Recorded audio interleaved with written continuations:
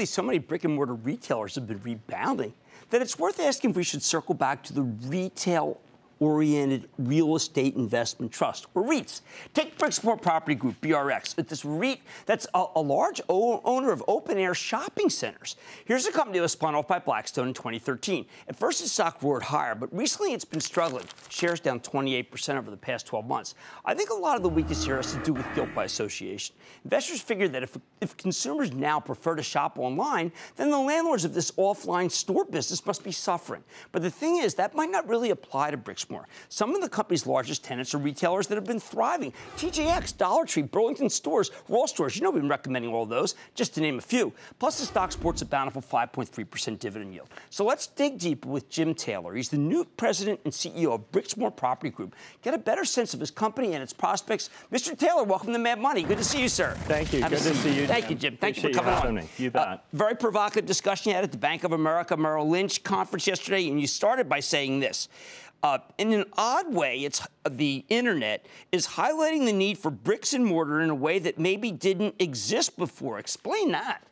You know, it is against the broader narrative right now that is a narrative that's about bricks and mortar versus online retail. Right. And I think what the retailers who are thriving in this environment get is that it's really an integrated approach to serve the customer. And internet is part of the businesses that are going to thrive, but not necessarily a replacement for the physical presence of a store. And if you look, for example, at Amazon's recent acquisition of Whole Foods, the read-through on that, and a very important point, is that in their obsession to serve the customer, they think the store is important. And so, again, I think when you see these retailers who are pulling stores away, they lose their online sales. Well, you are the largest landlord of Kroger. That stock's been cut in half, in part because the company has to meet this challenge, and it's not necessarily ready. What do you do if someone like Kroger's stock is in half? Do you get worried? You know, it's always been a very competitive space, and Kroger is an extremely well-run company who will continue to innovate and figure out a way to continue to serve their customers profitably. And it's also a space in which there are a number of new entrants, so not only the Amazon News, but certainly Lidl and Aldi and others.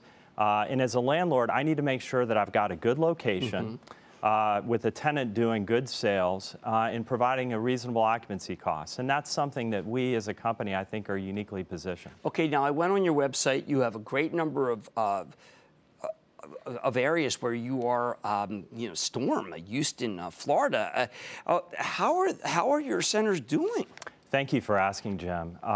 We have over 130 centers that were in the path of Irma and 50 in the greater Houston area. And I'm happy to report that we got through it largely unscathed. We had some modest and minor damage at our properties, but really our team has done a phenomenal job of getting those properties back open and operating, getting the grocery stores running. So I can tell you today we have a very few that aren't open. Okay, now also on your site, it's very transparent. You have satellite pictures which show that there's some places that have vacancies. Where are you in terms of your total leasing? So our overall occupancy is 92%. But what's most important is what we're doing from a forward leasing standpoint in terms of the volumes of deals that we're doing, the rent spreads, which really speak to the tenant demand to be in our centers. We are getting new lease spreads in the 30% range. And over the last 4 quarters, we've created over $43 million of new rent, incremental rent above what was in place. Okay, so at one point someone asked about Kmart, because people are concerned that a lot of Kmarts are closing, and you said they are a shadow anchor at some places, and we should not be concerned. What does that mean? What I meant by that is that for certain centers, you might have a shopping center with a Kmart located right next to it. Right. For us, that's not a significant exposure.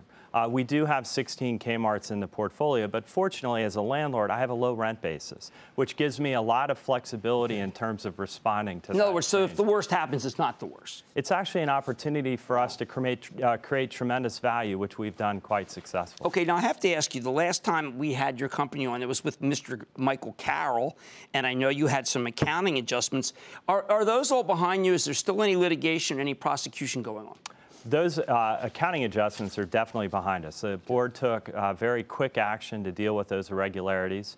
The SEC investigation continues, but we believe as a company we're moving forward. We've gotten a clean audit opinion and really are focused on changing the culture of the company to realize the great opportunity we have embedded in what we own. I mean, it's a pretty consistent company. Did anyone feel they had to do anything to smooth out earnings? I don't get that.